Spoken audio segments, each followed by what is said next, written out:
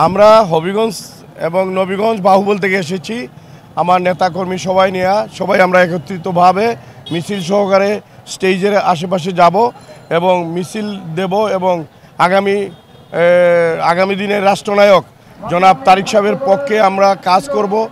এই তারুণ্যের যে এই আশাটা হলো আগামী দিনের রাষ্ট্রনায়ক আমাদের তারেক সাহেব যখন এই রাষ্ট্র প্রধান হবেন তখনই বোঝা যাবে যে বাংলাদেশ কোন দিকে যাবে।